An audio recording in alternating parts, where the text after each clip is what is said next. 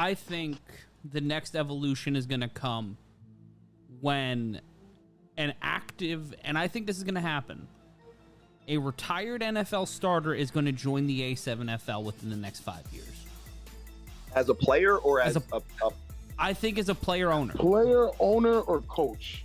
I think one combination of the three, like a combination of two, one of those in a combination. I think it'll be a player, coach, owner, something along those lines. Rob's favorite team has always owned Dawkins. I think his name is the offensive lineman for the Bills. Is actually the you already Schno guy that made the Schno try, right? And I know that's Rob's favorite team, and he loves them. I thought his favorite team ended up becoming. I don't think you're wrong. I don't know if an NFL player really wants to, after going through the gauntlet of the NFL, strap it up against us, because we're just a different kind of crazy.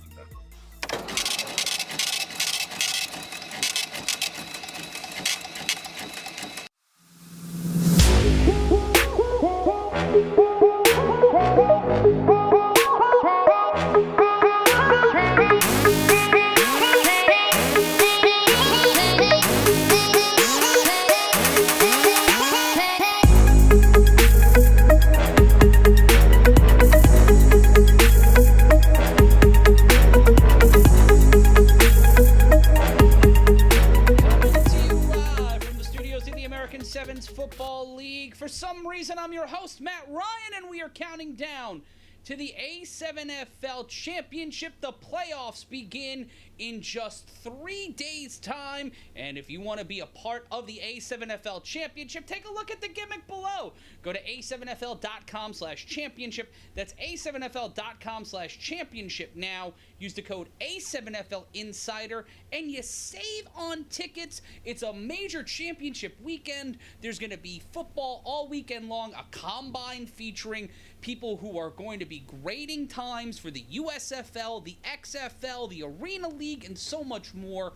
It's a big weekend for not only us in the A7FL as personnel and staff, but also a major opportunity for players from across the country to get noticed, not only by our league, but some of the other major spring football leagues in the United States and possibly even internationally. And someone who's international, we know him quite well. You know him, you love him. He's Cory Hammond. Hey, Cory, how are you? I'm doing reasonably okay, and we're trying. Yeah, that's just me being honest. It's been a long fucking week. It's only Thursday.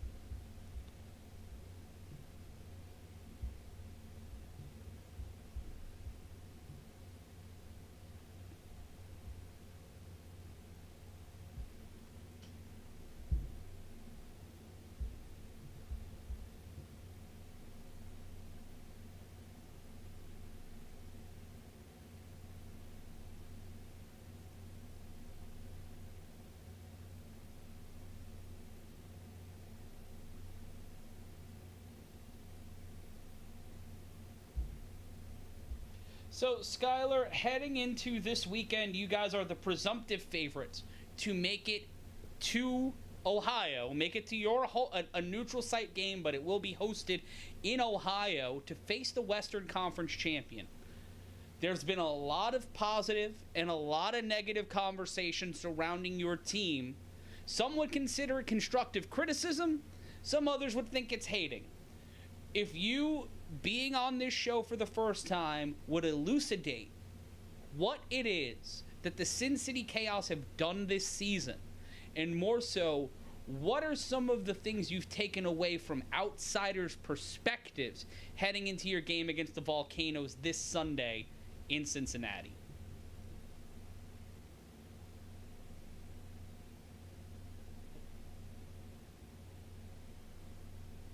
Well, yeah. What are you thinking? What are you hearing? What are the things that are knocking the team? And also, if you saw the number there on your screen, 516-387-A7FL. That's 516-387-A7FL. We have a voicemail line now, so if you want to call and call me a fat piece of shit or call Cory the greatest quarterback to ever play in the league, nuance, balance, go to 516-387-A7FL.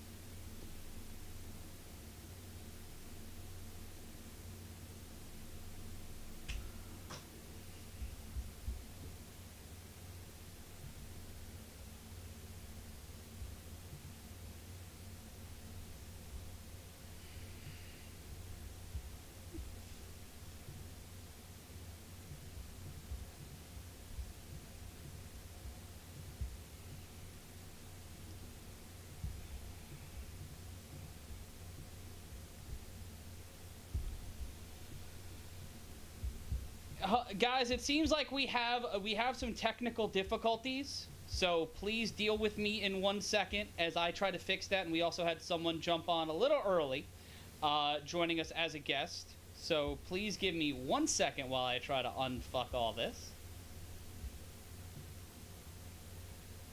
Just hang out. Just hang out. Because why would it not do what I want it to do? Tested it. Fucking tested it. And guys, we're gonna take a timeout. We're gonna start from the stop.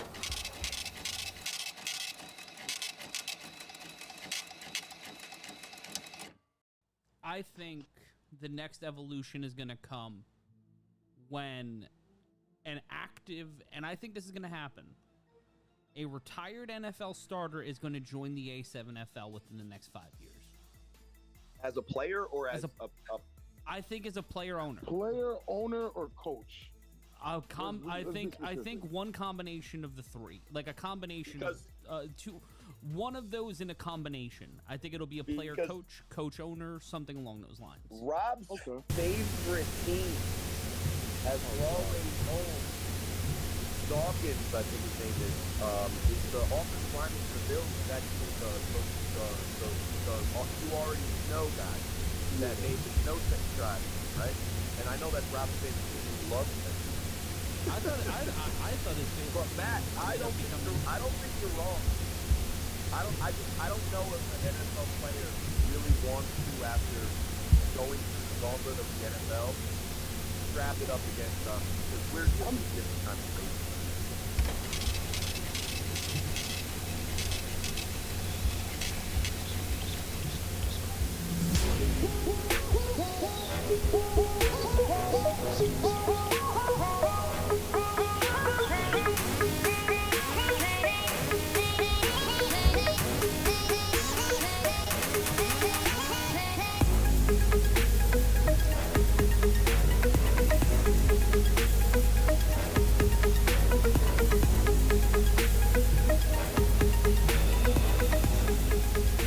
That's why.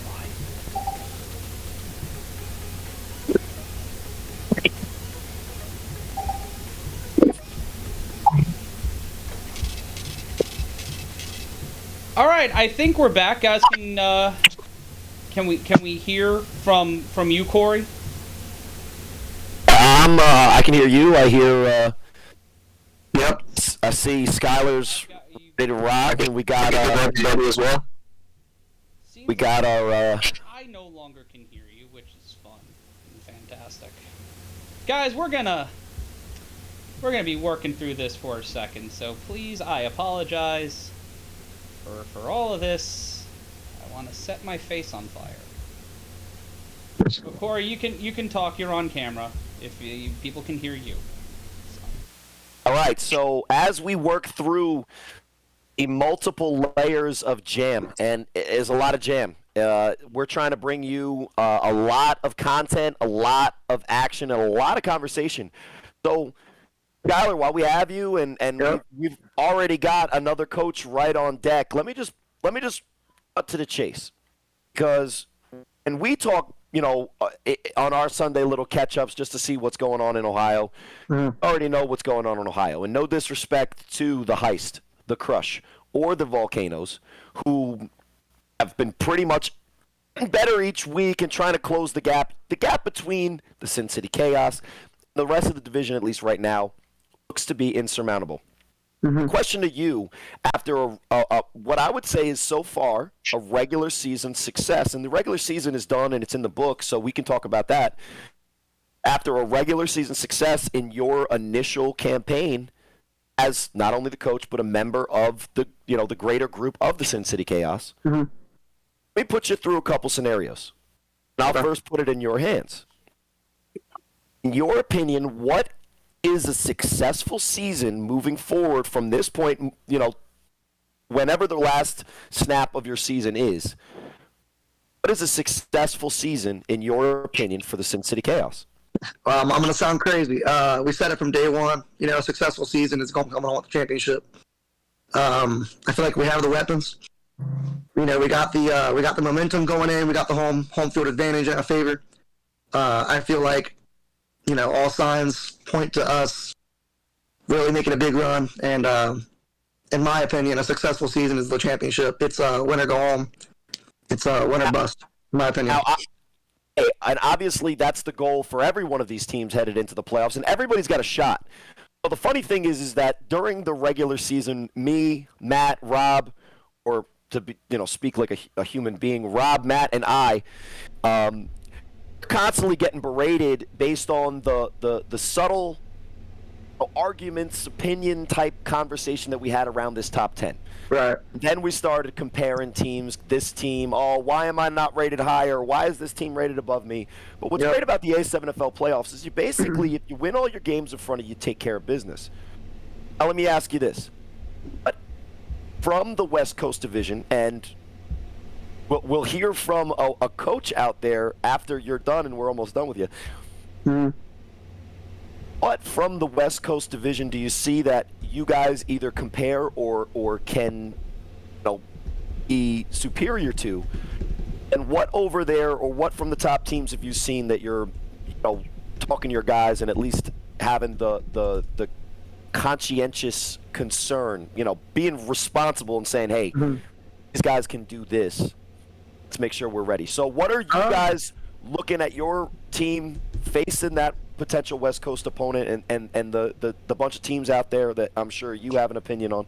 But what do you see that you think you match up well, and what do you think that you need to work on before we get to July 23rd if it comes to it? I think the only thing we need to really work on is special teams, to be honest. I see Vegas has a lot of run backs, a lot of run backs. My boy Tev, he gets a ton of them too. But, I see Vegas doing like 2 or 3 a game. Granted, we don't get to finish games, so we probably could get to do that as well, but we've only played like 8 quarters in 5 games. The thing that we have is defense, where a lot of those guys over, in Vegas, they kind of lack that defense. I see a lot of high-powered offense, which is great. And, that's awesome that you can score, but if you can't stop the opponent from scoring, it's not going to do you very well. If Vegas or LA comes down here, which, we don't know who it can be, I'm pretty sure we all think it's going to be Vegas. But, it's going to come down to if they can score on us. I don't care if we win 6-0. In Ohio, we focus heavily on defense, whereas Vegas, I don't really see anything that blows me out of the water on defense. And as a coach, I feel like I'm really unprofessional saying that, but I don't see any high-powered defense over there. You're on the hot seat right now because, looking at the bracket, obviously you guys got to take care of your business, and we talk about it. And as a coach, but for the podcast, it'd be a little bit more fun. We do have the coach of the Vibe just, waiting in the wings, listening to you. Yes, sir. But when you look at the West bracket, as casually as you have, you don't have to give us super insight. What do you see being at least favorite before the games start, coming out of the Western Division from 6 teams in Vegas and the 2 coming out of California?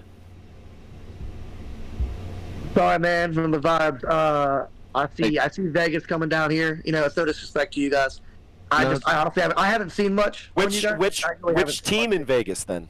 If it's Vegas, which of the teams do you think is the team that's likely to be the one that is the joining down you here? guys in the Final Four? Everybody knows. I don't think it's going to be Insomniacs. I don't. I think it's going to be Sick With It, because last time Sick With It played Insomniacs, it was, a 7-point game? And, you can tell they kind of got fatigued in the fourth quarter. They took their foot off the gas, and that's where you really get yourself in danger, when you start getting comfortable. And I think they learned, and I think coming into it again, they're not going to make that same mistake. Who do they play first? Vegas Force? Is that who they play? That's this weekend. That's going to be a tough one. But no, I got Sick With It coming out. So I've been telling my guys, I see Sick With It. I know the Insomniacs have a great offensive line. They got great protection on their quarterback. But again, it's the defense. And I don't feel like they'll be able to stop Insomniacs consecutively to come out with that win.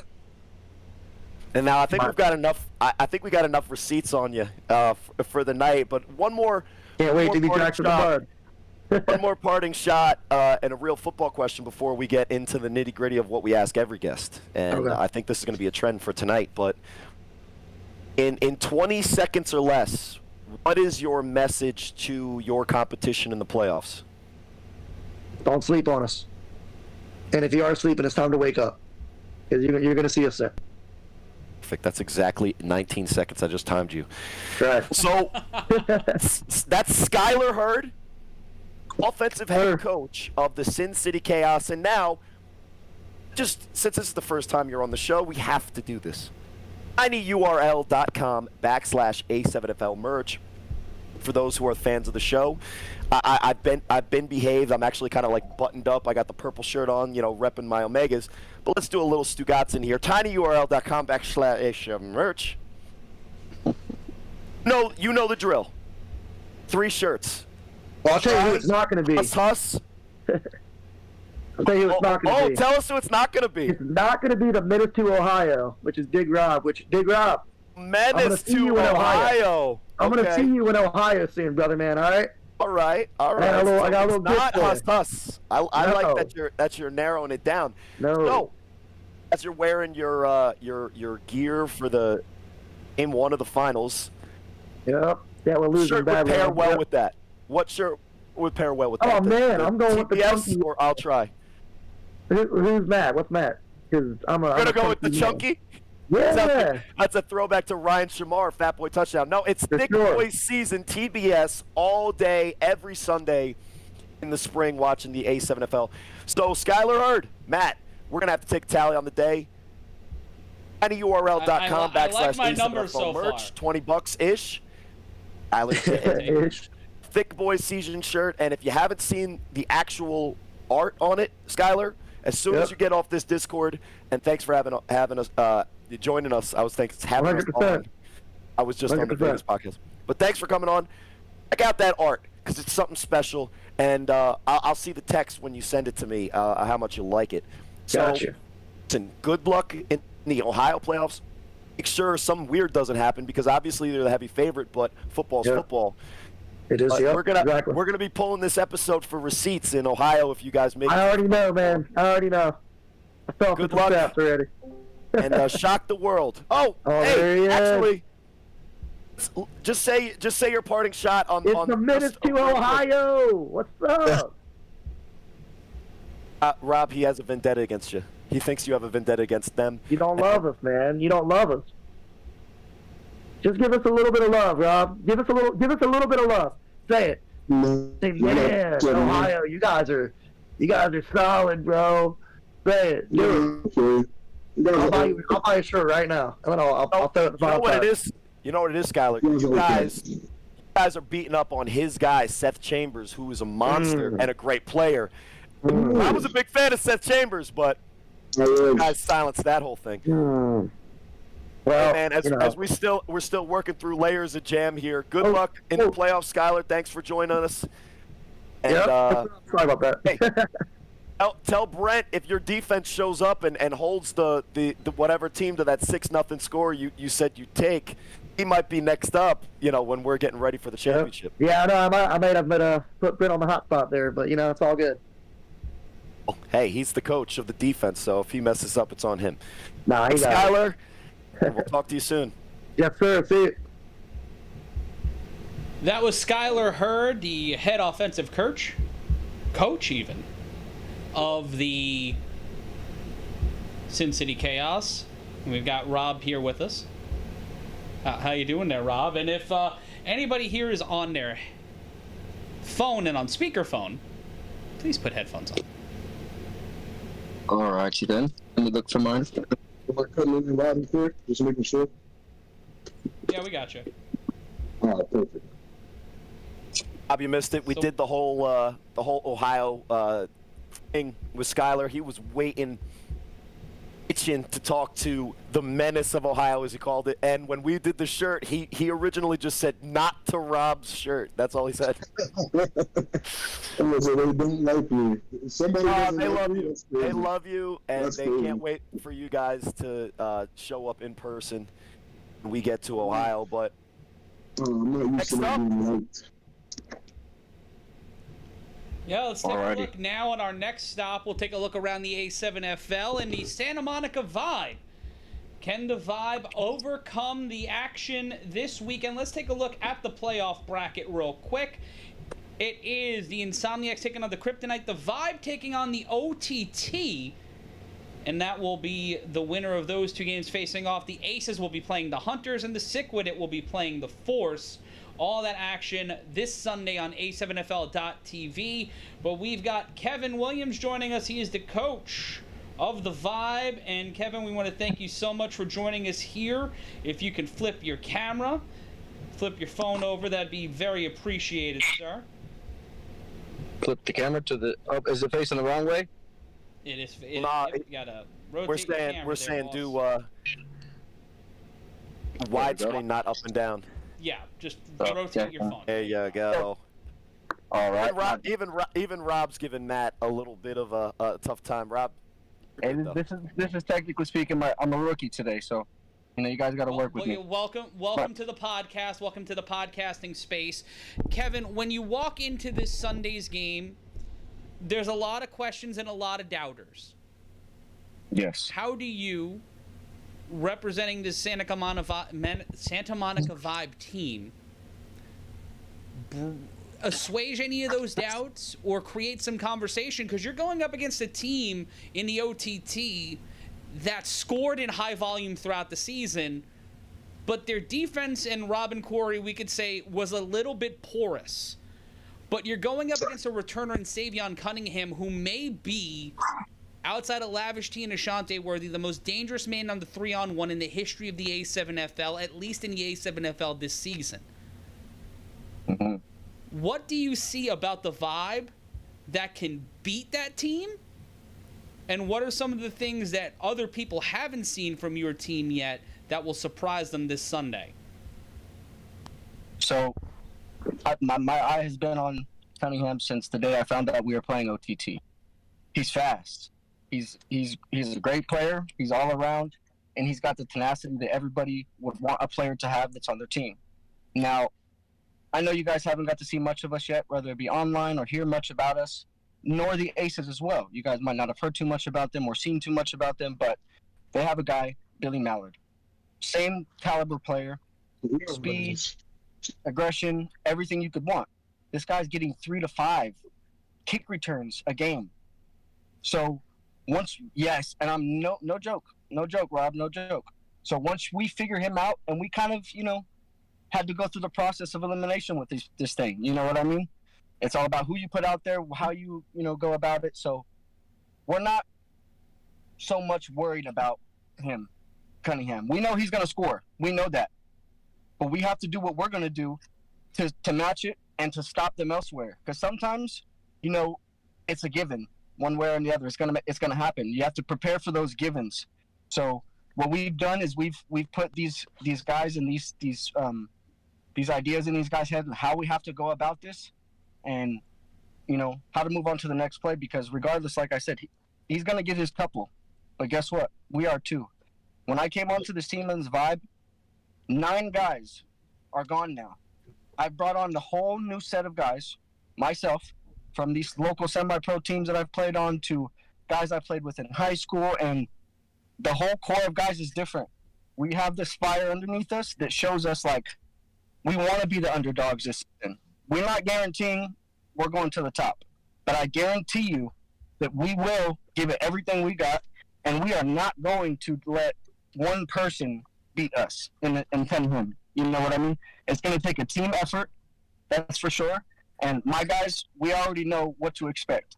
We've watched every game possible in the last 2 years. I don't care if these guys are still on the OTT or not. We've watched every single game that they've had posted on YouTube multiple times.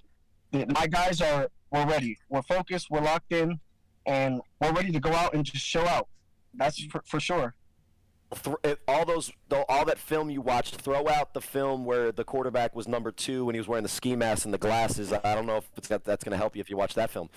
But more specifically with kind of what you were going on with the matchup with OTT, guys are the higher seed. Some would say you're the underdog. Some would say that you're the underdog. And now, in your season, you started off and you were facing the Aces. And the Aces have experience in this league, and they have a monster in Mallard. And you talked about, he's getting the same amount of returns. Davion Cunningham is 160 pounds. I would say that Mallard is closer to 80 pounds more than that, running at a similar speed. Now, I don't know if you've seen the speed that Davion Cunningham has. I've seen it firsthand. That's another level. And even a guy like Mallard, who is really fast, ready to play contain on that guy. Are you guys embracing the fact that you guys are underdogs? And what did you learn about your team last week against the Gold? What do you think was the reason that the Gold were able to kind of, chip away at that huge lead that you guys were able to put together? So, I hate to say this because I'm a player, I'm a coach, and you guys just talked about it. Never give up on the gas pedal, right? Go all out. The Gold, the Warriors. I respect, and I told them this before that because I recently watched a game when they played sick with it, and it was 70-something to 0 in the third quarter. But they did not stop. You know what I mean? And I respect that to another level. And I told them that before the game. So when it came to halftime, we're up 29-0. We just wanted to get everybody involved. We have 4 quarterbacks. We have multiple guys that could play running back. We're a new team. We're fresh. We're still putting things together. So we kind of wanted to see what we can do in different schemes, different options, and things like that. Now, not saying we completely just gave up at all. We still were fighting. But you know what I mean? We had to put guys in different positions to see what we really got, because you never know until you know. Yeah, whoever that guy is, that the Gold player that keeps posting that 20-yard loss was playing quarterback that didn't even know how to do the fake handoff, I think he's got a better position than quarterback. So I think we've seen enough from him. But what I will say is saying that Davion Cunningham and you're kind of like giving him what he's going to get. Are you saying that your game plan going into this game is to outscore OTT? I'll tell you this. If we stop him because of our guys, because we want to be the underdogs. That fires us up. So if we stop him, I'm sorry, but OTT is going to lose by 2 touchdowns. If we can hold him to less than 2, they're going to lose by 2. Now, I know they got great players all around. He's not the only one. Trust and believe that. They've got some ballers over there. I've watched them. Now, my guys, we have this level of, we know what the game plan is already. And I'm not going to take any less than 5 touchdowns this game. There's no ifs, no ands, or no buts. And I don't care if we have to take 2 on defense and take 3 on offense. We're guaranteeing, and this is coming from the coach, player, the captain, we're guaranteeing 5 touchdowns. Now, we can't say what we're going to keep them to, but we're coming out, we're ready to ball, and we're shooting out the gate. No holds back. This is something that we got to do for ourselves and for the city. We got 2 teams out here. We know the Aces are ballers. This is technically our first season together as Santa Monica. And it's a whole different group of guys, none from last year. None, literally none. And it's time to show this league that California's got it. You guys have slept on us for too long. We've had 2 teams out here. We tried with 4 teams a while back. but it was 9 guys on one team, these 3 other teams, versus 50 on the Aces. The Aces, they've got that level of camaraderie. They've got that bond. They've got that brotherhood out there. They've been together. But now it's time for us to show you guys that we can build more than just one team. We can build more than one group of ballers. It's time to put California on the map, and both of us, I can almost guarantee both of us are coming out with a win this weekend. Wow. Oh, that sounds like a receipt to me, Matt. Receipts. I love them. I got plenty of them. They're right here in my glove box. Oh, listen, that sounds like a receipt if I We'll ever be heard playing a one. fair amount of those, and if you see the number on the screen and you disagree with what Kevin said, 516-387-A7FL. That's 516-387-A7FL. We have some voicemails coming in, and we'll be playing these throughout the evening. Some of them are wild. Yeah, we've got 5 already since the show started. Wow. One of them's just letting us know that the audio doesn't work. But Well, thanks, but we appreciate it, and we're glad you called in. So I'm gonna do one more real quick. We're going with the thing. yeah, let's do the thing. Let's do the thing. Let's do the thing. What's the thing, though? Listen, You're gonna do the game, right? oh no, I thought you said you were gonna do the. Look, I'm throwing. I'm gonna do the voicemails Track later of in the show. I have to load them into the So that- computer. Like, I'm one Gotcha. fat man with a laptop and a nice backdrop. I ain't got no Vegas studio. I ain't got no producer. You're the dragon with 3 heads, By Principal myself. Farmers, Matt Ryan, and we all love you. And I just ruined the show, and I apologize. So yes, we are going to do the tinyurl.com/A7FL merch. That's tinyurl.com/A7FL merch. But in 20 seconds or less, because I did it with Skylar, I'm going to do it with you, Kevin. What are the vibes chances if you guys do manage to beat OTT and make it to the second round? How far do you guys see yourselves going realistically? 20 seconds or less. If we beat this team, which I say about 70%, 60 to 70% chance we do, I think we're going to go at least 2 to 3 games into the playoffs. And that means we might, have to learn a hard lesson. But how are you going to get better if you don't learn these lessons? Fact. So Well, the next game would be the winner of Sick-Witted Force. So Let's get it. at 7 p.m. Pacific time on Fox 5.2, I would find the film of that if you guys win. Oh, See trust what's me. going on. I've been watching The Force too, and I've been watching Sick with It. I watch almost every game. You guys don't watch understand. maybe as much film as me, Yeah. and nobody He might does. watch more, yeah, he watches more Film than I film do, is the for sure. ultimate weapon. I will It tell is. everybody that. And look, I've been in this. One quick question for me. Since you watch all this film, who's the best team you've seen since you've been watching all this film? From the out West here Coast. or from in general? Let's do The West Coast A7FL. first. Let's do West Coast first. Oh, listen to Rob, not me. It's a toss up, but I'm gonna go straight up with Insomniacs. I don't want to say there's no question, but it's a toss up between 1 and 2, and then 3 is the Force, I would think. So as far as out that way, I'm gonna go with BIC. They've been too dominant for me. That's just me being honest. From scary to Hollywood to it's just what can you do? What can you do? Now if we play that caliber guys, oh yeah, we're gonna get whooped. But you know what? We're gonna take that whooping and learn from it because that's what players do. That's what people who want to get better do. I respect. Winner, you learn. Yeah, yo, he said the whole "we tried to the end" thing, and if you watch any Omega's film, which you probably haven't because you haven't needed to prepare, then you know that I'm all about that. But watch how much film he watches. Who do you think is this? Who should be the starting quarterback for the Watchmen, in your opinion, of the two guys? Oh gee, I can't think of his name. Yes, you did, OG Buck. Look at that. OG Buck. There you go. Yeah, so That's the thing. No. I didn't even give him the names, and he got the name. And you've been watching enough film, and I think it's going to serve you guys well. Good Yes, luck sir. this weekend. Appreciate you. OTT. Good luck with that prediction that we put you on the spot. Hey, let's get it. tinyurl.com/A7FL merch. Boy season, huss, I'll try. Big boy season Let's go. all day. That's up 2-0. Nice. Thick boys are where it's at, man. We need them. Gotta feed them pancakes all day. And that's how you win football games. Yes, so sir. tinyurl.com/A7FL merch.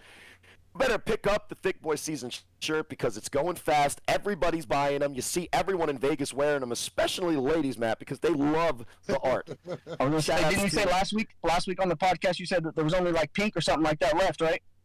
Those are getting sold out too, so we had to just get a reshipment. And you know what? Okay. We're selling them out. We'll keep getting them. And if you ask for a tinyurl.com/A7FL Thick Boy season shirt, at Ryan will deliver. I need one of those, please and thank you, sir. But according to Joey Bate, I still haven't delivered the I'll try. But we'll get there, Joey. Hey, you guys, thanks for having me on. I appreciate it. Thanks for walking me through my rookie podcast, and I will see you guys whenever you decide to bring up the receipts. Sounds good. If you watch that much film, we might call you and be like, hey, who do you rank now? I'm just joking. Hey, I'm already trying to get my hands on getting in the booth up there I'm doing a lot here. I'm trying to get my hands on everything possible. Oh, whoa. I'm involved in 50%. Take our jobs just yet, but maybe. Well, hey, there's got to be someone in LA, right? Oh, that's true, but maybe you even call the other side of the ball, and since they watch so much film, you guys could have a discussion. I know they're deep in the film. I'm all for it. There's not much of us out there, but there will be soon. Let's go. All right, thank you. All right, guys. This weekend. Thank you. And appreciate it. You guys have a good one. Hear from you soon. Later. That was Coach Kevin Williams of the Santa Monica Vibe. And, guys, as we take a look ahead to the A7FL Playoffs, let's look at the bracket. It's the Insomniacs and the Kryptonite, the Vibe and the OTT, the Aces and the Hunters, and the Sickwit and the Force. What do you guys see as the game to watch this Sunday in the West? Sick versus Force, easily. Why do you say that, Rob? No question.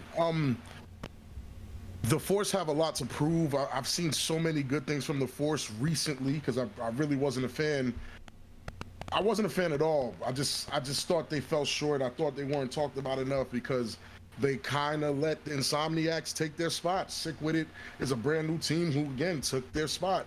And I expected so much more from them being the Vegas champions that they were last year. I thought they fell short, but what I've seen over the last 2-3 weeks from the Force is that they're ready to compete. They have a lot of talented guys over there. One guy, I can't believe I'm forgetting his name. I really hate that I'm forgetting his name. But it might have been, I want to say Martinez. Running back? He looks like more of a slot receiver. You're not talking about Voodoo Reek, right? No, Voodoo Reek, he's another monster. Voodoo Reek is one of those guys. But I'd ask you this, Rob. When you called that game with LJ week 7, got to see a lot of what they put on film, and whether it was a lot of personnel and a lot of different styles of offense and defense. I'll ask you this. All the money's now on the line, and we always talk about 2 quarterback systems and all that. I was just on the other side of the ball last night, and they were thinking that at quarterback for the Force, they might be making a mistake. Who would you start in this week's matchup at 7 Pacific time on Fox 5.2 and the Silver State Sports and Entertainment Network for the Force? You got such an issue with the 2 quarterback system. It's absurd. Not that it's a problem, but no, you have an issue with it. Listen, when someone mentions something so many times, at some point you got to realize it's the problem, and that's how you get over that hump, Cory. So let's attack this head on. Sounds like you're avoiding the question. I'm not avoiding anything because I'm going to be very clear on who I think should start. I think they should keep it exactly how it's been. I 100% think Briscoe should start. I don't see why he wouldn't start. You save that young pup, that dog you got as the second string, you save him. You know what I'm saying? Have Briscoe go out there, rough it up a little bit, show the young man the ways, because that's really what I feel like Briscoe's been doing. He goes out there and like, look, this play's going to work, boom. This play's going to work, boom. This play's going to work, boom. And then he sends that that 6'5" behemoth out there to dial it up. I would do the same thing. So I still think Rob Briscoe should start because it's like if someone honestly, on the first episode of this podcast might have said that a 2 quarterback system, a closing quarterback, might work in the A7FL. Yeah, but you said closing. You said closing. I think that the conversation was never should you have two quarterbacks on the roster, because what we at the end of that conversation, I think we would all agree, is that if you don't have two quarterbacks on the roster, you leave yourself vulnerable to the situation that maybe the Renegades are in, and we can maybe talk about that when we get more on the East Coast. But the other thing about the two quarterback system is you see what the Watchmen are doing. It is the double-edged sword.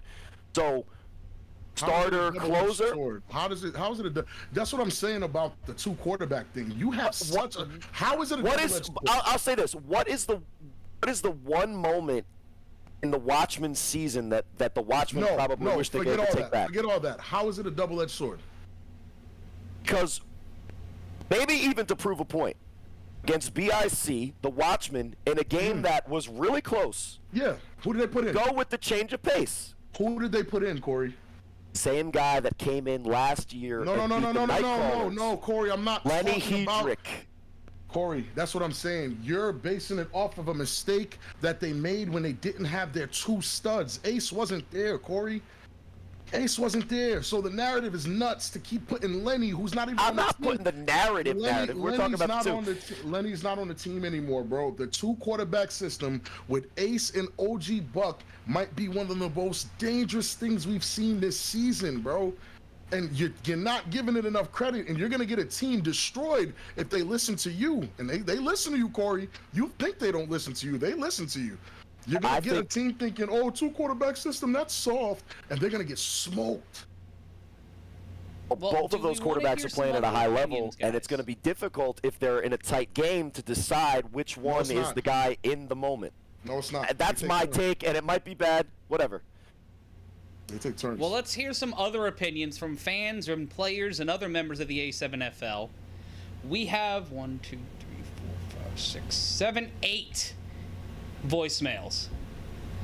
And I know we're waiting on our guest from Florida. If you're joining us, this is a historic day in the A7FL, because at the start of the program, and when we had to reset the program again because none of the goddamn equipment worked, Damn.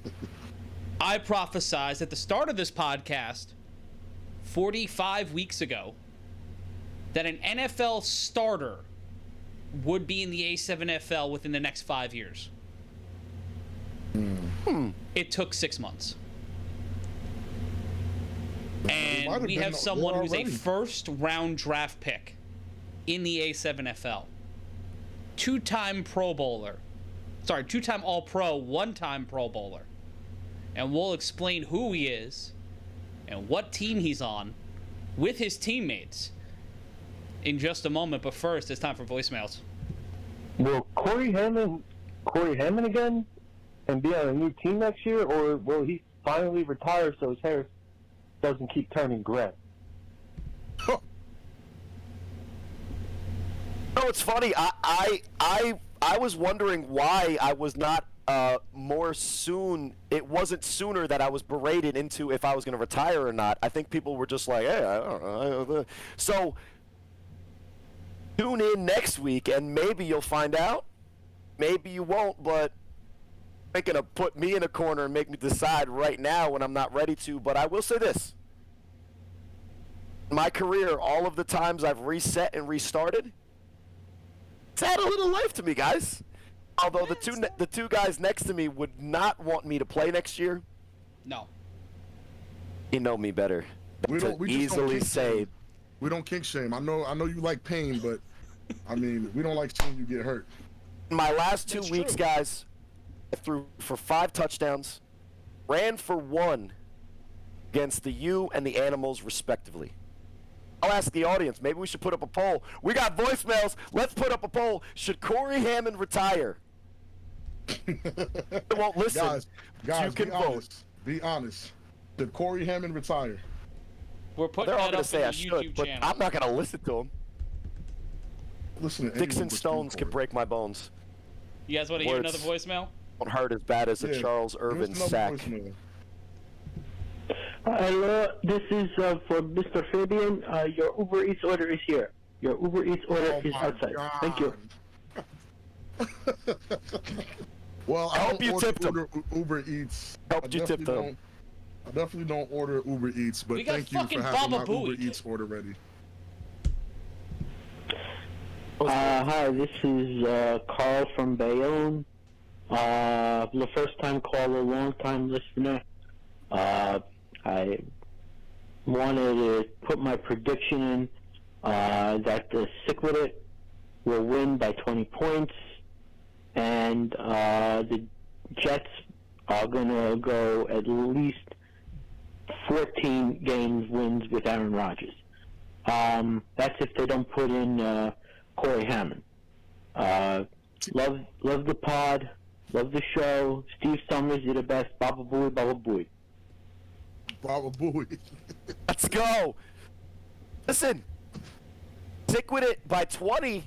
It's kind of You're all freaks. that means listen, that means the force laid down and let Sick with it just take it. Pause. But that's insane. Well, we'll ask we the don't guys on kink the other shame, side Rob. of the ball, and maybe they know more than we do. Not really. You know, it was don't one of think those they know. leading questions that we kind of knew the answer to.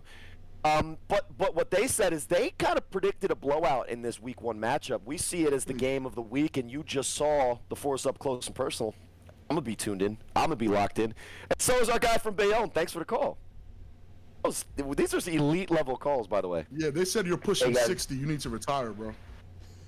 Well, obviously they can't count, so maybe they should go back to elementary school. Well, right now it's Cory Hammond. 67-33. And you can call 516-387-A7FL. That's 516-387-A7FL to join us here on the pod by asking your questions with a voicemail. It's live, and I'm afraid. And if we can check in on our final guests of the evening and see where they're at. And Definitely checking move in. on from that. On arachnid time. Arachnid time. All right, we've got four more. We got somebody who doesn't sleep that's ready to rock. Yeah, Who let doesn't him in. Because if anything, we'll break the news right now, but let's get through the rest of these voicemails. Hey guys, it's Cole. Just wondering what you guys think are the most overrated and underrated teams heading into this weekend. Thanks, guys. Hey guys. That's a great call. That's a great question, and that's one of the Or you go toughest first. things to. Or Oh, you yeah, go first. exactly. Yeah. I was about to pontificate and say that's one of the toughest things to do. You. Okay, overrated. Really unfair to say, and I hate saying this. Say it. Animals. Ooh. Really? Now, I about love underrated? the Animals roster. I love what they have at quarterback. I love their skill positions. I really like the Animals as a team, and I think they're going to easily win against the Renegades. Only reason that I say that they're the team that's overrated is because what I think that we do is we see Huff on the roster, and we immediately assume that the rest of the roster is running at that same level. I think that although Huff erases a lot of ills for a team, next week against the Watchmen, in my opinion, I don't know if what Huff does is that special, that it's going to make up the difference in the rosters between those two teams, because I see the Watchmen as a potential behemoth in this league. And no disrespect to the Animals at all. Just look at how much better they got from last year to this year, 2022 to 2023. They went from a team, much like my own, to a team that we consider one of the top 10 teams in the league. Overrated, I would say, Animals. Underrated? It's really tough to say an underrated team in the Northeast because we cover them so specifically. I would say maybe the Watchmen, because I don't think we're talking about a Baltimore super team as highly as we should, especially because they have the mix of the youth and the experience, because there's guys on that roster that have won a championship. No other roster other than BIC and the U can really say that, can they? And the Animals, because they have guys from the U, right? So I am going to say this. The most underrated team for me, in my opinion, are my guys from Sick With It, because they are so similar to the Insomniacs, and the Insomniacs have basically just been Sick With It Plus, and Sick With It's been Insomniacs Light. We'll talk to a guy from one of those teams coming up in a little bit. Greatness and the name brand recognition of what the Insomniacs put together preseason, I think kind of hid a little bit of what Sick With It's got going on. And when that Week 1 matchup happened, both of those teams were still building. So we rank Insomniac's number 1. I think Sickwit is really close. I was talking to Eric Shufford, wide receiver from the Insomniacs, and we talked about a lot of things, and I might mention this to him talking to a friend of his later on in the show. One of the things that he said is that, in his opinion, now he might be biased, he thought that Sickwit is the second best team in the entire league. He's played Division I football to an all-conference level. He knows talent when he sees it, and he knows how to play the wide receiver position. That's one thing that you look at what Sickwit has, great wide receivers. Underrated sick, overrated animals, might be wrong with both. You got Rob? You know, mine is a lot quicker and precise than yours. Overrated. They already don't like me, so I'm about to just make it worse. Sin City Chaos is overrated. Period. I think the blowout wins, everything that's going on over there, it's just not enough. Like, you haven't really faced any monsters. You didn't even blow out the Ohio team we thought was good. You didn't even blow them out like you blew out everybody else. And if they gave you a little bit of sauce, I can't imagine what happens when you meet the monsters. I mean, it's cool to be where you are, and I'm pretty sure they're not big-headed from all the wins they got and how they never made it to a fourth quarter. A bunch of empty achievements, in my opinion. You know what I'm saying? Like, it sounds good. It always sounds good, but oh my goodness.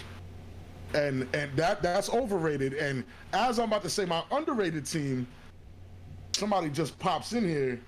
My underrated team is the Nightcrawlers, and I'm pretty sure you guys are gonna figure out why in a few minutes. I'm not even gonna say too much as to why they're underrated, but my underrated team this year is the Nightcrawlers. It's really because we haven't seen too much footage of the guys. We haven't been able to talk to the guys. And from what I remember, oh man, there's one of them. And from what I remember, that loss they had last year, and we could talk to this gentleman right here in a few minutes to find out. The loss they had last year left a bad taste in their mouth, and I'm almost 100% sure that the Nightcrawlers are going to surprise everyone. So stay tuned. And if you want to be a part of the conversation, if you want to vote on this, head on over right now, and we'll drop the link in. We'll drop a QR code for how you guys can vote and be a part of the A7FL fan community. We've partnered with Unify to bring you the A7FL fan community. We had an Ashante-worthy limited edition super ultra rare digital trading card. It is completely sold out, but if you want to sign up right now to the A7FL's brand new fan platform, all you got to do is head on over to the QR code that I'm dropping right here. It'll be on my dumb face in just a second, if I can get it to frickin' work. Why is there no Cory Hammond card? Oh, I'm not in the playoffs. Yeah. Whack. Do it. Take a Cory Hammond card, a 2017 Cory Hammond card. Especially in the playoffs, that one game I had 500 yards. That is here. But I will get it to you guys in a second. It's here it is. It's over my face right here with our guest joining us here. Doing this live really fucking sucks. I hate it. I'm going to cover my face with the QR code, but if you sign up right now, you can actually get 1,500 A7FL fan tokens absolutely free. Use the QR code right above this, right to this right of our guest. Pardon me, the top left of our guest. Just scan my face. That's right, just scan my face, and you can be a part of it. And you can also buy tickets to the A7FL Championship. That is on July 23rd. You can head to a7fl.com/championship. That's a7fl.com/championship. Let me see Cory using the QR code there. Just learned how to do that. Cory, if you guys want to set up our guest and why they're here and what exactly is going on, what's causing all this in the A7FL, Cory, Rob, if you guys want to take that. We've been hovering and dancing around a certain medical professional for weeks. Actually, I got the call early on in the season What I was encouraging is for the people involved to make it a real thing so we can report it. And a confirmation is now confirmable in a very confirmable, confirmational way. I mean, you introduce our guest because I just talked too much already. listen, man, we have one of the hardest hitting guys I've seen in the league since Ron Clerk. I didn't want to even directly address him for fear of what he might be able to do to my he's gonna destroy decrepit. He's gonna destroy you. We have Deontay Henderson, man, from the Nightcrawlers. Man, how are you, brother? Man, I'm good, man. Just to be clear, you've heard all of the praise that I've given you and how great you are as a player, right? We're on good terms, right? Yeah, man. You know what? We is on good terms. I think I'm more on Fabian's side though, man. He has some good. Why not? He's Cory Handsome, and I'm just Cory Hammond.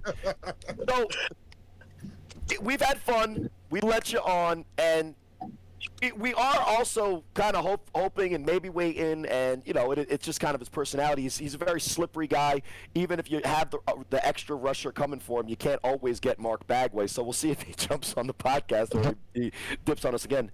Now that we have you on,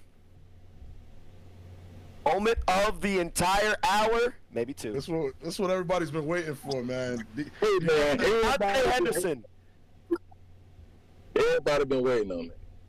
Who is Dr. C, and why does he make your team an automatic A7FL Championship contender as soon as we say and reveal who he is?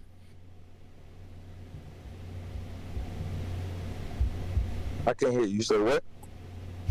Look at this suspense is building. Suspense is crazy. We've been hinting around Dr. C. Okay. If you do Doctor, the shorthand with a period and then space C, right? The acronym there. Dr. C. Who is he? Why does he make the Nightcrawlers one of the championship favorites as soon as you reveal his identity? Man, listen. I only see it one way. And that's us coming off of what we came off last year. Yeah, we got hit in the mouth, man. But we coming for more than y'all even know. And but what? I'm gonna keep it. What one guy on your roster are we hinting at that's going to make a huge difference that we didn't see last year? We know now is an acronym that starts with D, in the middle is another, and then ends with C. Who is that guy? Man, listen, I'm gonna tell you this: we can't talk too soon. All right, we can't put everything out there. That's why I'm trying to jump to the next conversation, because that's a good one. Though. You almost had me though. Nah, we're announcing it. It's on the roster, and if you check out A7FL.com, so if you know it, you want to say it. Oh, if you want us to say it? Oh, God damn it, they got Dominic. Man, they got Dominic Rodgers-Cromartie, bro. Man, everything just hit the fan, bro.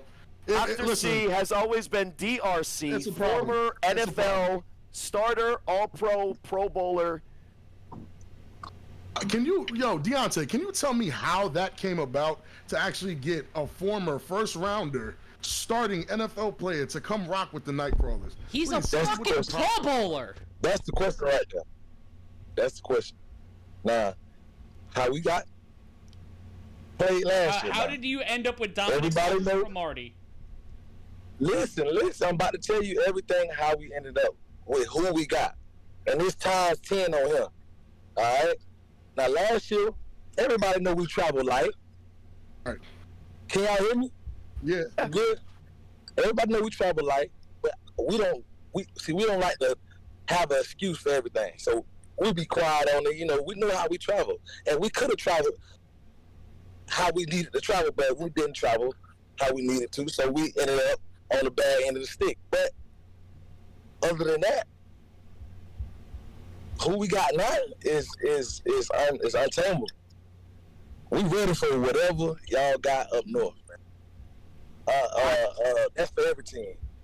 I talked to Mark Bagway a couple weeks ago, and he was telling me, and I was trying to get this story and see if we could confirm it and all this kind of stuff. But what he was telling me is that I was talking about the Florida division as a whole, right? Because obviously the Nightcrawlers, bringing a former NFL player, having the #1 flag quarterback in the country, having maybe the most monstrous linebacker in our league, and we've only really seen you up close and personal that one game in a loss. Crazy work. He was talking about the division as a whole, and that your team in Florida have the ballers that are unmatched in the A7, in flag, everywhere. We might be getting joined by Mark Bagway himself. What is the one thing when you look at your roster? Because I know what he told me, and you could keep it hidden. What is the one thing that you look at your roster that you would wish that you could improve headed into the Final Four, where we're assuming that you guys are going to make it out of Florida and play the Northeast champ? Hey man, how I said, if you had a kicker, we need a kicker, because we don't need nothing else. I'm telling you that now. But you don't need a kicker in the A7. I know you're new to the league, and you guys don't. I know that no kicker in it. That's what we gonna need. Don't miss the joke, Corey. Don't let it go over your head. Power line. Don't let it go over your head. You hear me? I'm not. I know what the joke. I know what the joke means is that they don't need anything. The one thing he said the division as a whole needs is linemen. Do you guys feel that in the trenches, the guys blocking for these athletes are going to match up? Because to me, the only thing that I see that isn't comparable maybe is that, and I'm getting it from the words of your own guy, is that something you guys are concerned with, or are you guys just that much better? We definitely, we ain't even go up there with no linemen. I'm going to be honest. Last season, we did not go up there with no linemen. How do you think I'm asking you? None. So what you think we going to bring this time? Just add on to that. Like, come on now. But as we underdogs, everybody think that we ain't played nobody. But we Florida still. Y'all gotta respect Florida. Underdogs. Where did you hear that? Where did you hear that? Ask Rob who he thinks is going to be the division that wins the next championship after BIC, and I think you'd know that we respect you highly. And knowing who we just saw on your roster and reported and confirmed, and now it's out there. My bad.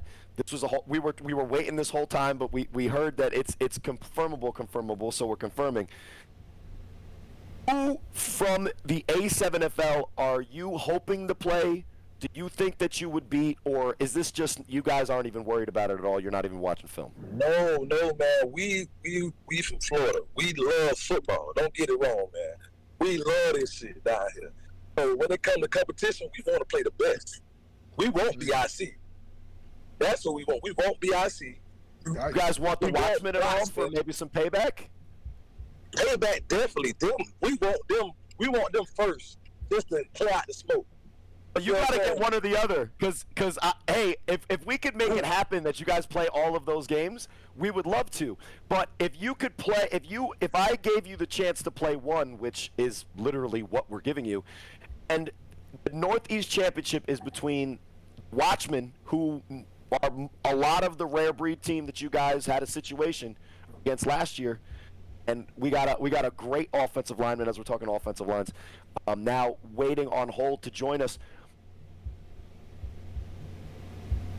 Who do you think is going to come out in the Northeast Championship? If it's the Watchmen or BIC, who do you want if you had your choice? I want Watchmen.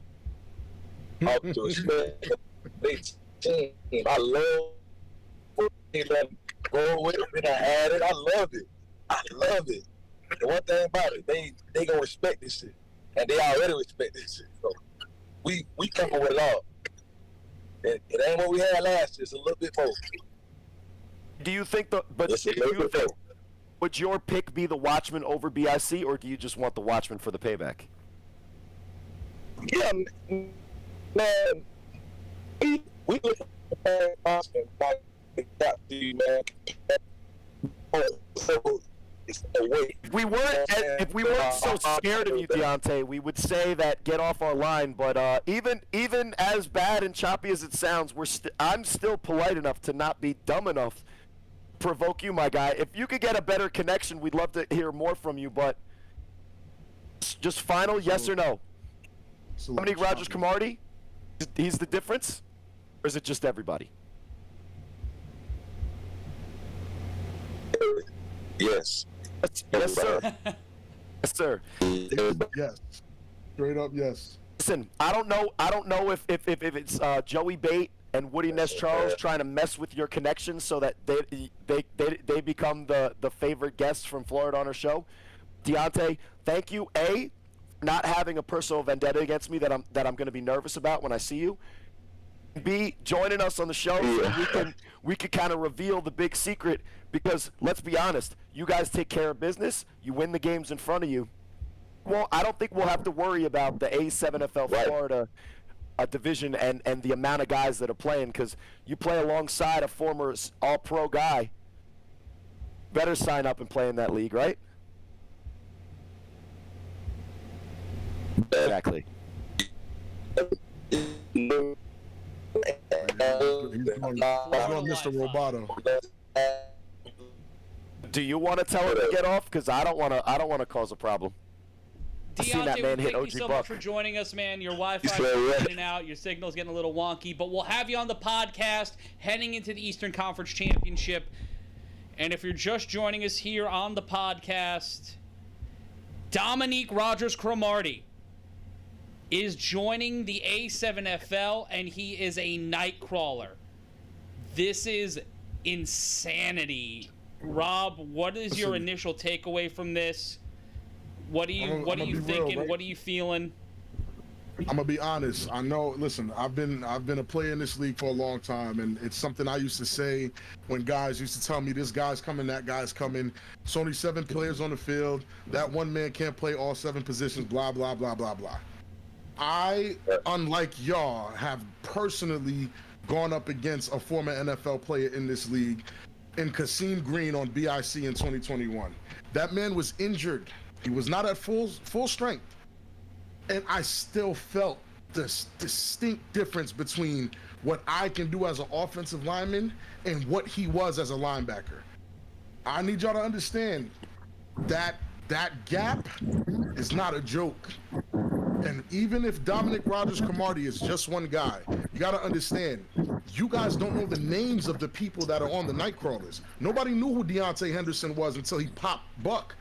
When he lit Buck up, I'm like, who is this guy? Like, and I looked down the roster and I was like, avoid at all costs. it is 7 guys on the field. You still have to play the game. You still have to win the game. But I'm not gonna sit here and lie to you, man. I know the tough guys, the superstars, the guys that have been in this league for a long time and know what this is. They hear that and they get excited. They're like, okay, I know the Watchmen guys are saying, watch this. I get to beat a former NFL player. But you got to remember, those are the tough guys. There's people on your team right now that are fanned out, that are shaking in their boots, and that's for BIC too. There's a few people that are going to be a little nervous running up against that kind of talent. And I've been warning guys about the night crawlers all year because I found out this information like week 1. But yeah, we've been holding on to it for a while. We've been holding on for a while. We said we were going to wait till we seen him on the field, where the reports were that he played, and oh my goodness, I thought I was going to have to tell Deontay Henderson to get off. God, he's off. You just trying not to get hit when they do crossover games next year. Oh man. Going from he's on the team, Terrell Burks, just to confirm. He's on the team. He's 100%. He's on the roster. He's played. He's played in an A7FL game. That's it. That's all I said I needed.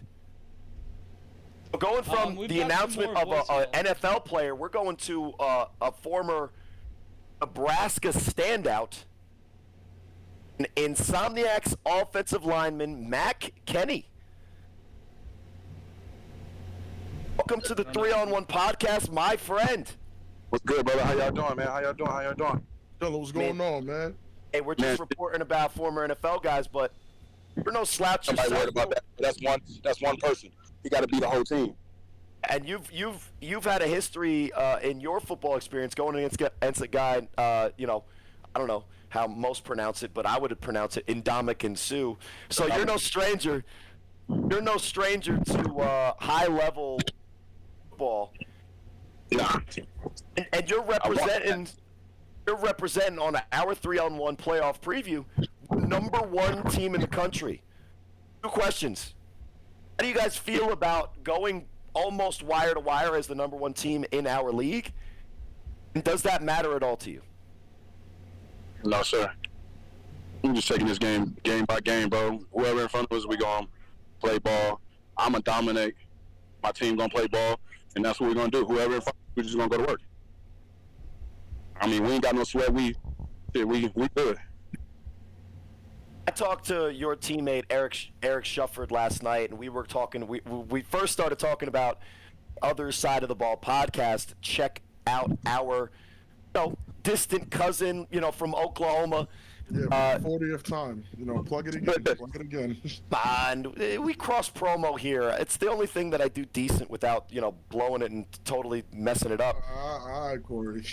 I was talking to Eric Shufford, guy who, all-conference Division I guy himself, and what he was telling me is that his opinion of not only the league, but specifically your guys' division, is that he loves the Sick With It team, and he knows a lot of those guys personally. You guys all play in the same city. It's not like New Jersey where there's Trenton, there's Patterson, there's Rahway. It's Vegas, and Vegas has always been playing Vegas guys. So he sees you guys as the number one and the number two team in the country. Insomniacs number one, Sick With It number two.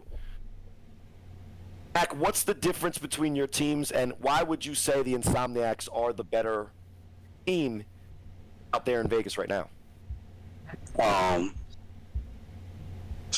difference in the teams is minimum, bro. Like, you know what I'm saying? You could go player for player. In my opinion, I'm just, I always keep it a buck. You can go player for player down the line.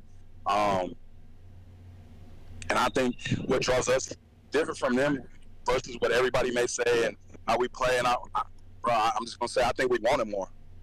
And I respect everybody. I can't wait to go and get right. Like, that's my biggest thing, bro. I can't stress that enough. I want the comp. I'm tired of pitting people on their back 40 yards on the field. I want the comp. And Sae is that guy, at least for our side of the world, you know what I'm saying, to get ready to go travel. And we want that. Like, we want that. Ain't nothing. We want that. It's simple, bro. I mean, it's nothing really, separating our team. I would say I like our quarterback position a little bit more, and I like our running back position a little bit more. Carter's back. You got, as you guys like to say, big boy season RTC.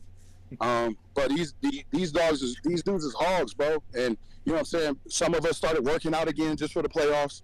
So now, you know what I'm saying? I'm working out with my boys at high school every single day, working out with my son every day. So we doing 2-a-days.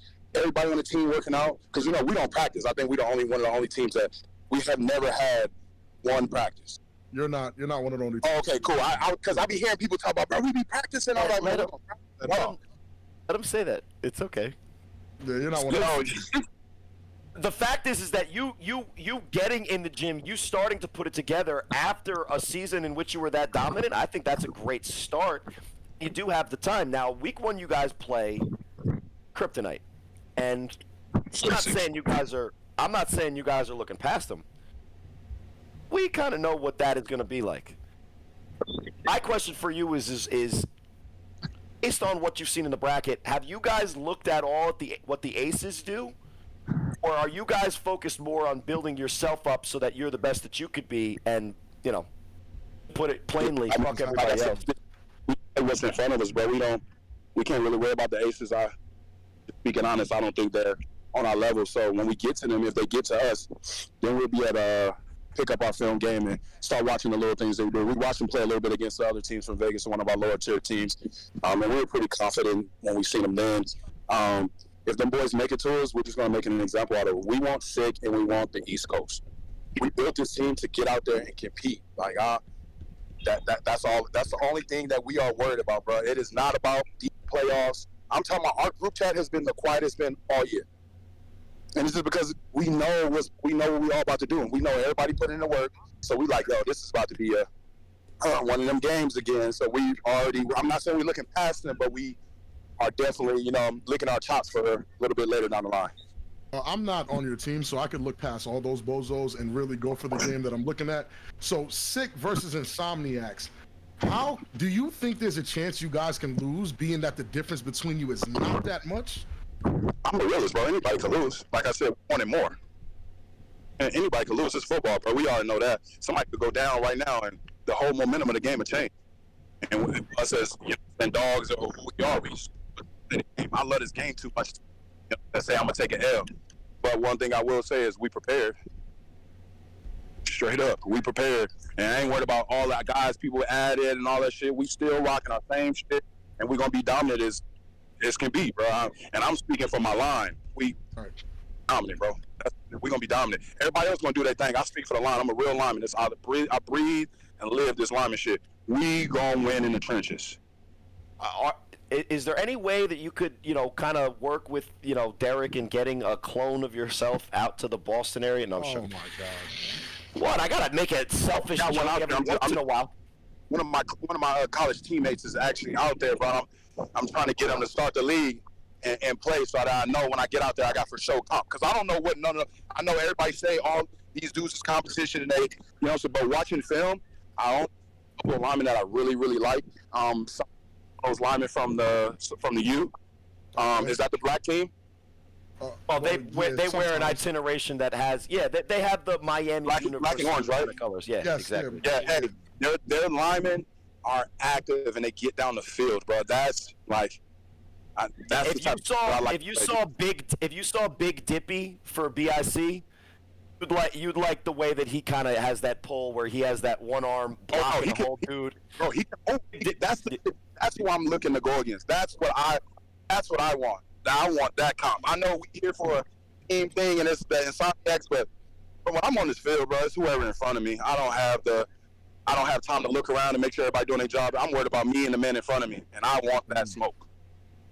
Oh, on the other side of the ball, they had a guy, J. Sykes. He's an Insomniac. He's real confident, and he says everybody sucks, and that's cool.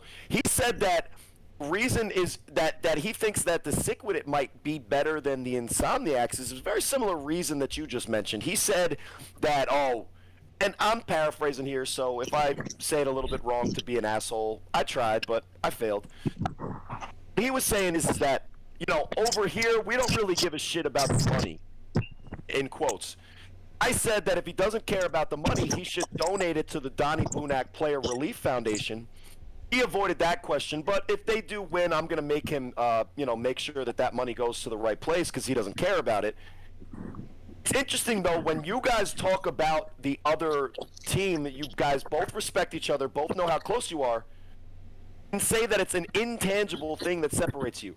Let me ask you guys this. As great as your season has been and as much as you've destroyed these teams, what is a successful season for the Insomniacs roster? You talking about the end goal? And the season, when the last snap that you played is over, what is a situation that you say is a success? Everybody, I like that topic because everybody got something to say. Oh, Insomniac's been in my inbox and Insomniac's doing that. A lot of that shit's for clout. Because we all talk every single day and we tell these motherfuckers like, hey, I just wrote in my group the other day. When Pat got on there and said somebody's in my inbox, well, we don't shy away from shit. We all grown men. So I wrote in the group, hey, if anybody got something to say, make sure you say it out loud and leave the group. You don't have to play for us no more. I don't care who it was. We didn't even know who it was. But everybody tapped in was like, yo, he's full of shit. That's just Pat. He's just talking. We all here, bro. It may be an exception of one or two people that may not be here. Bro, we here, bro. We here for the long haul. We're going to keep on winning this bitch, too. So not only are you guys ready for this run, you're not going to pull what the fall thing did and all this drama and all these bright lights turned it into. What I thought was I thought that the spring season was the real season, so I wasn't planning on playing fall. But then when everybody was like, "Yo, we're gonna keep the team together, we're gonna do fall," I was like, "Ooh," you know what I'm saying? Because I coach high school, I coach youth. Yeah. So I was like, "Ooh, shit." That's why I'm here. Doesn't count. I'm here right now. I got my sub taking over the boys right now. I'm at practice right now. So it's like I got youth boys, I got high school boys, and if that was the case, then we're gonna play the shit just to keep the team together. But I wasn't expecting to fully commit, and I thought that the spring season was only spring season. So I guess we all, you know what I'm saying, low key committed to playing the spring, so we all stay together and continue just to work. Even if we just use spring as passive, not everybody come out, but we stay together, team chemistry builds, just like everybody on the week. Yes, right? Fall. Yeah. My bad. I'm so used to saying spring season is off season that I got to switch it. I got you. But if we stay together, bro, ain't nobody gonna be able to. We got people that's already tapping in, and I'm not gonna say who, because I'm unlike Packer. You know what I'm saying? I keep that shit confidential. But people already tapping in, wanting to. Bro, we ordering jerseys for people already. Like, it's not sweet like y'all think. Like everybody say. And behind the scenes, it's already. Is there any? You don't have to break it. We could just keep it innuendo. But are you in conversation with a certain Swede, certain berserker, certain certain people? I'm just gonna say that. All right. And certain people already have jerseys coming. They're already been ordered. You know what I'm saying? The level of commitment is there. Hey, y'all grabbing water? The level of commitment is there. The level of commitment is there from everybody else. And then we get more commitment from other people that want to come join the team. And we kind of like weeding people out right now because we don't want everybody else's drama, you know what I'm saying, in our knack. We just trying to get what we need, the pieces we feel like we need or we can use. We're definitely going to use this. We'll be dumb to say we're not going to take them. And we're going to roll, bro. Vikings. Kenny, when it comes to the heat and the humidity, you guys are playing in the first game of the afternoon at 4 p.m. Pacific time. What are the things that you guys are going to have to do to ensure you sustain all 4 quarters? Because it's going to get a lot more contentious, and the heat's only going to rise. Bro. Everybody plays football. We all good. As long as we stay together and communicate, we straight, bro. That's it. Look at this fat boy. Yo! That is not the word we use, man. That is a big boy. We all together, so it's not like we gonna break up next season. You know what I'm saying? We all here. Look, we all here, bro. We a unit, bro. We a unit already off the field, so we gonna be here.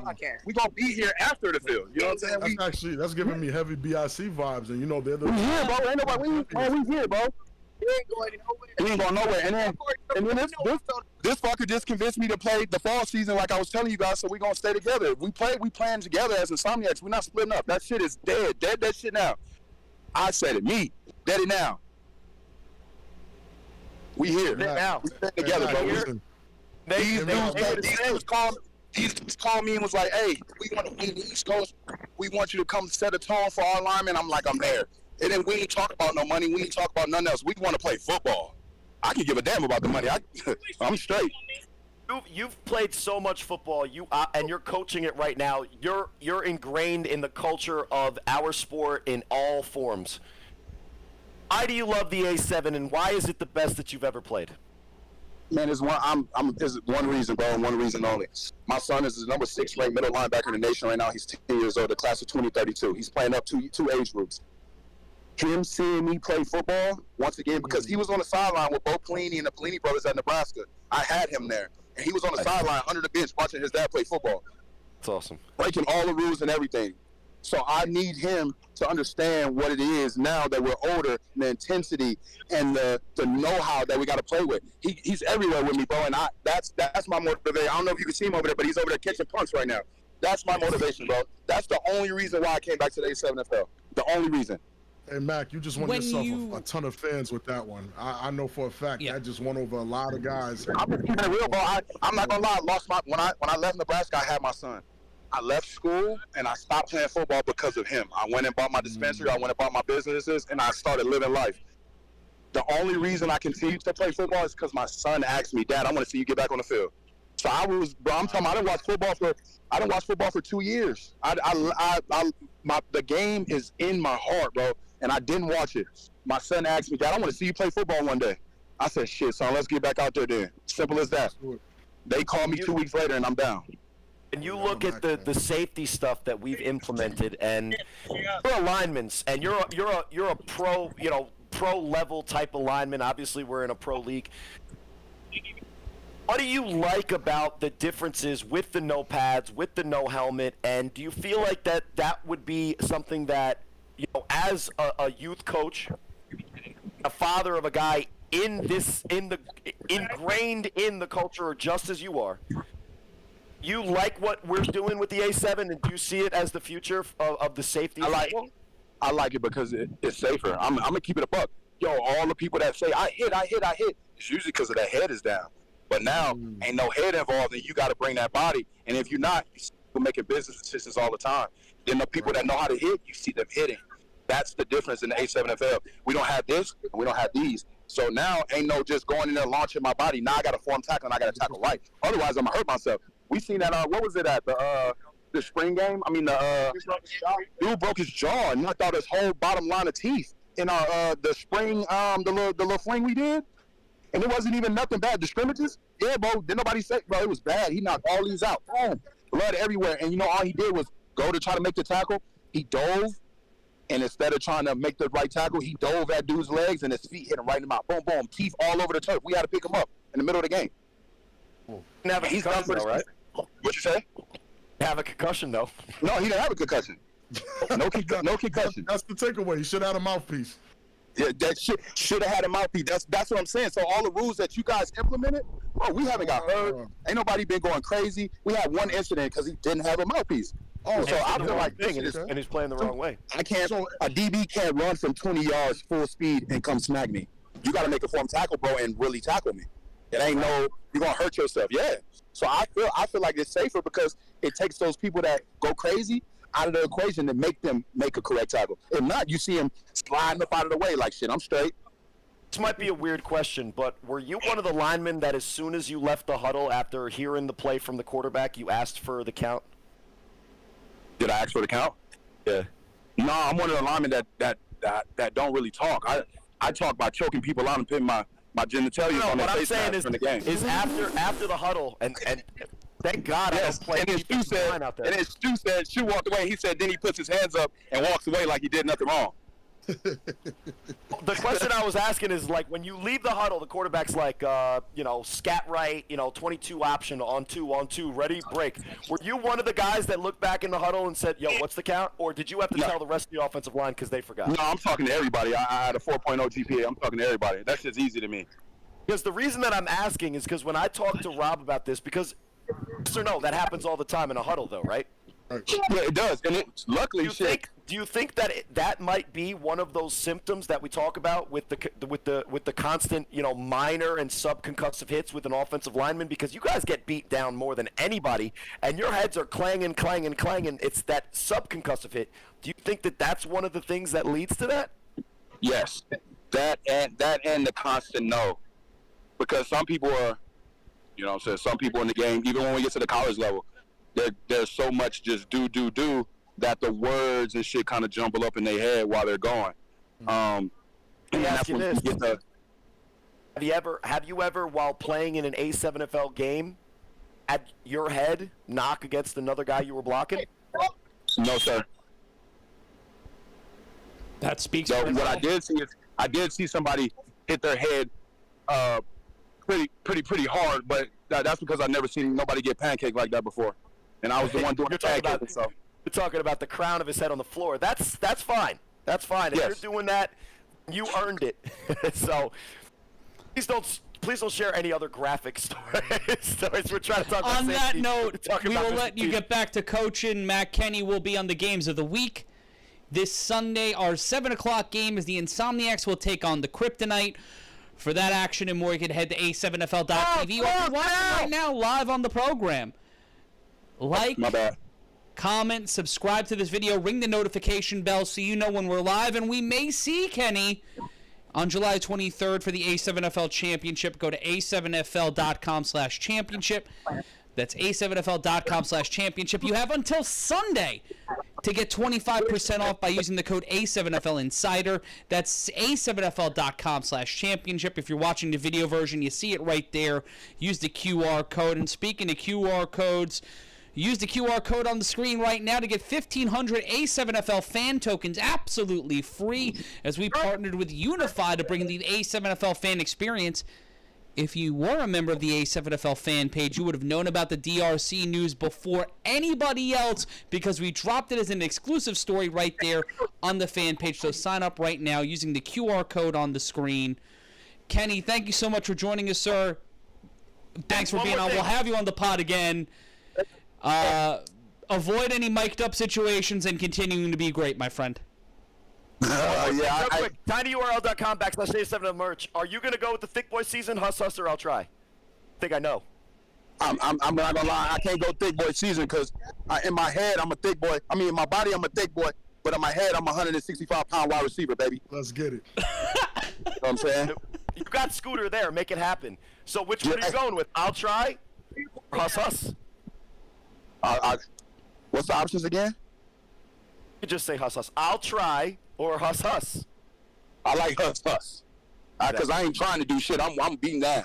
You don't get the I'll try then, but you're a winner. Your team is 7-0. I was 0-7. So that's why we try, and you guys are now the favorites for me in the Vegas division. Favorite. Matt Kenny, whatever else they're calling you out there, Nightmare X, the guy that just pancaked somebody, sending people into the stratosphere.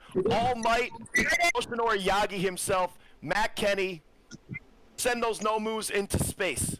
Oh my goodness. All right, man. I'm getting back to this line, man. Y'all have a good day.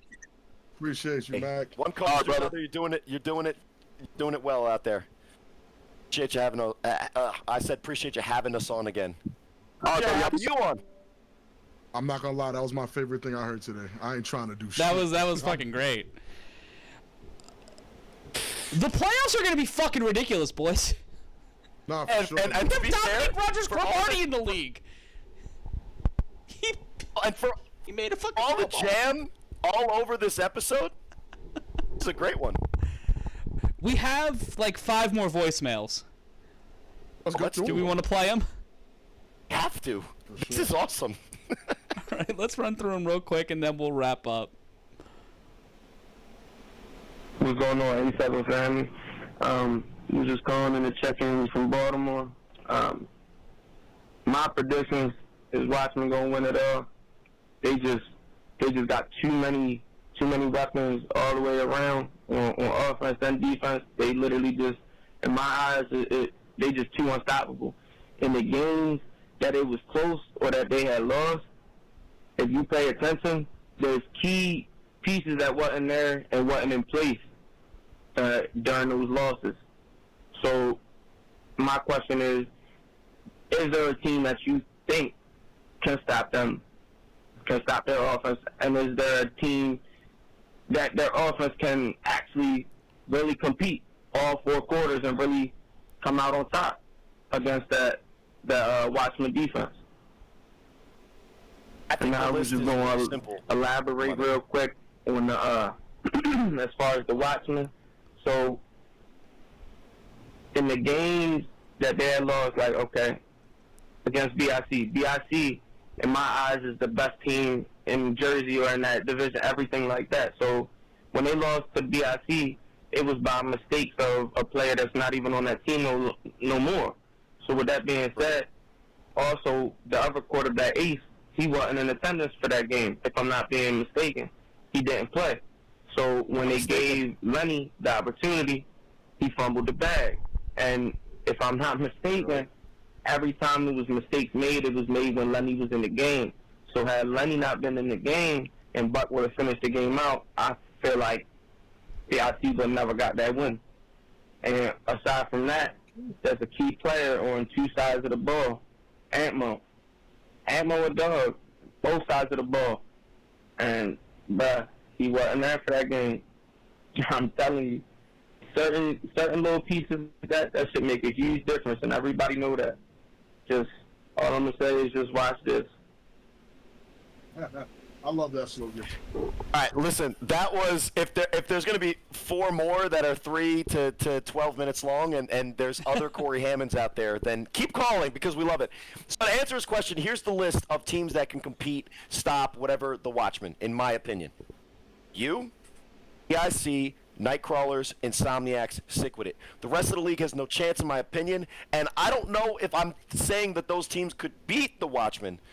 All I'm saying is that when we look at those games, those are teams that I think could compete. Oh, to answer his question, I think it was obviously an astute caller. He knows, and he says a lot of the same things I say about the situation over there. But I think the Watchmen are one of the teams that we're kind of sleeping on. They're a Baltimore super team. They have the youth. They have the championship pedigree. We're kind of looking past them just because how deep the Northeast is at that top. Not looking past the Watchmen whatsoever. I do arguably right now, based off of what I saw the last 7 weeks, the Watchmen looked the best out of the three-headed monster that is the Watchmen, BIC, and the U. But the only problem I had with his take is if you ask BIC, they had missing players. If you ask the U, they had missing players. In each of their losses, BIC had missing players when they lost.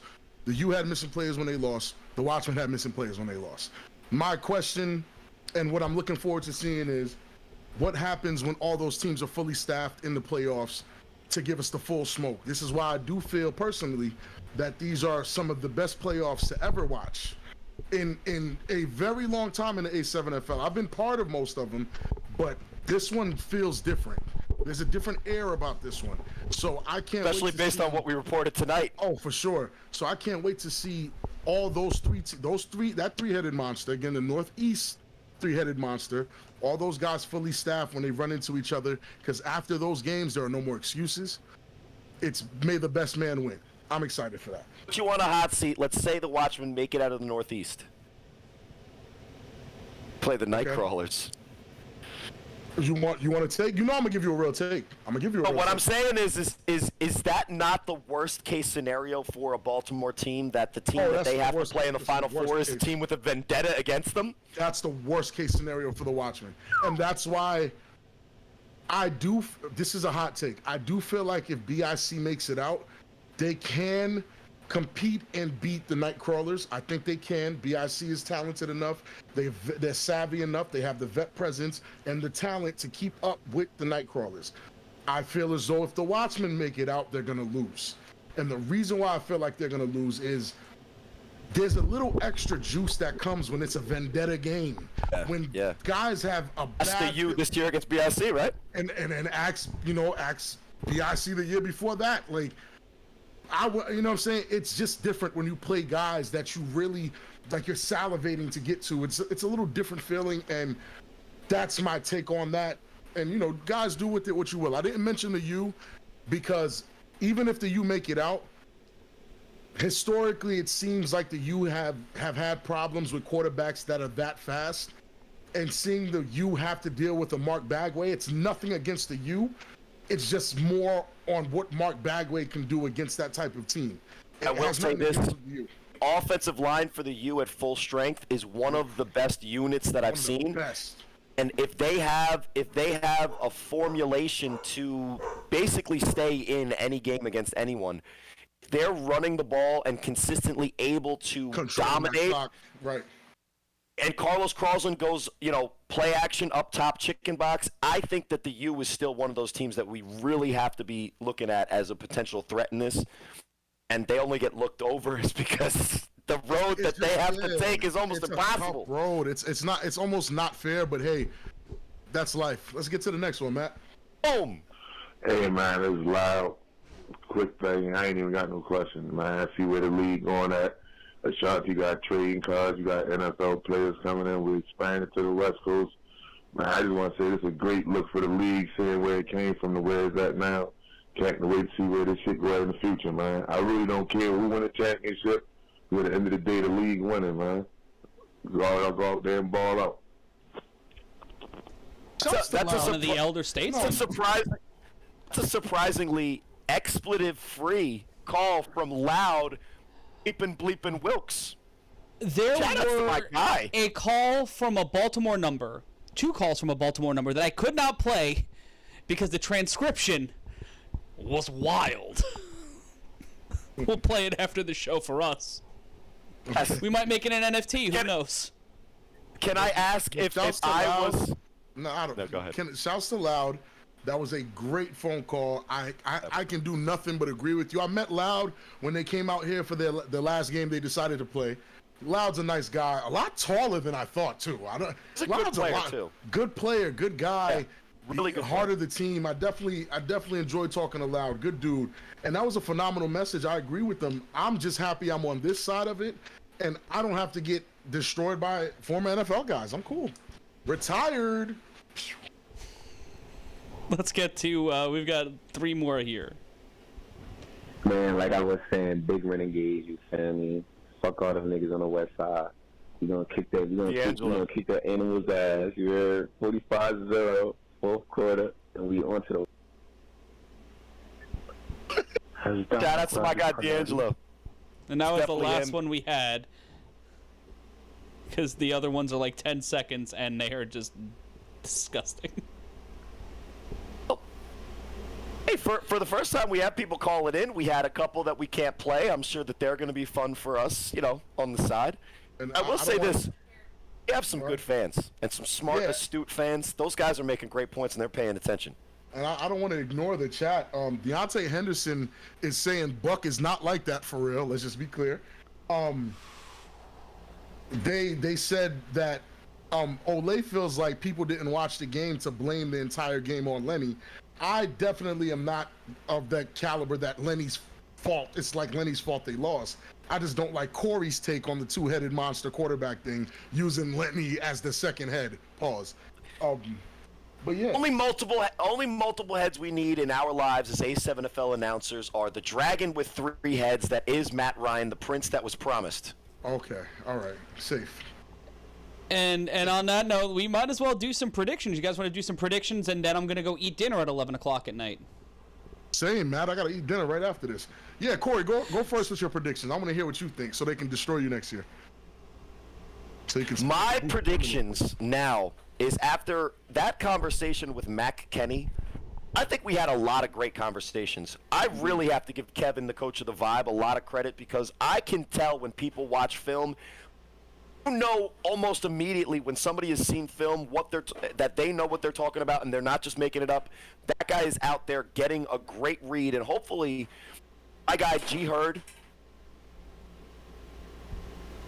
About Matt Kenny and his kid, I got my kid. G Hurd, Savion Cunningham, Moises Carter, all those guys. I think that what they're doing is on the precipice of getting to that point where we can respect them, but they better take care of business against the Vibe, because if the Vibe know what's going on and they know some of the plays that G Hurd likes to run, they're in the right place at the right time, that can make up a difference even in the elite level of athleticism. But he said he knows that Savion's going to get 3-5. I don't know if that's going to be a work. But our conversation with Matt Kenny, and the fact that Scooter is at the practice that they're working on, and that football is their lives. The 3 of us spend a lot of time with the A7FL. It's their lives. A7FL's over, they're going to coach. Then they're going to flag. Then they're coming home, and they're saying, sorry, honey, I got to go and do another clinic. Insomniacs are winning the West. Damn, I thought you was giving a prediction on each game. You gave a soliloquy to tell us Insomniacs are beating everybody. I'm not even mad at it, Cory. I'm not even mad at it. I was the one who was pumping the brakes on it this whole time. I'll put the bracket up. Based on my conversation with Eric Shufford last night, based on the conversations that I have with Scott Hamilton relatively regularly, based on a post that I saw from our guy. Oh my God, Cory. Vado Wilkerson. He's going to be Deontay Henderson in the chat. Not just DRC is on the Nightcrawlers. Other big names are coming. They better be on that roster. Oh, hey, if they're coming, we'll see them and we'll report them. And if you are one of the A7FL insiders, you'll get that information first. Yeah, head on over to the QR code that are massive on our screen right now. Sign up, you get 1,500 free A7FL tokens, and you'll get this news before anybody else if you're a subscriber or a holder of any of our digital trading cards. To use the QR code right there on your screen. But guys, Insomniac's Kryptonite, I think it's all chalk. Always gets the scoop first. Sorry, Matt. To ruin the show one more time. It's not your fault. Yes, Vibe OTT. I kind of like the upset. Who's the upset? Vibe. So OTT's the favorite? Got more wins. Let's be honest. OTT's 3-4. Vibe are 1-3. I'm going with the upset too. I'm going with Vibe. Ooh, I'll go OTT. Those are my guys. I got a jersey. If they can keep Savion Cunningham from the end zone, I think the Vibe have a shot. The Aces and the Hunters. I think we're going to go chalk here, even though I've got my Hunters uniform right here. I did a bet. If the Hunters win, I got to wear that and say that the Hunters are great and their coach is awesome and the wishbone makes sense. I don't know how you guys wear these jerseys. It felt like I was wearing a body smock. I just did more respect to y'all. But when we take a look at our other games, our final game is the Sick With It and the Force in the West. What do you think, Cory?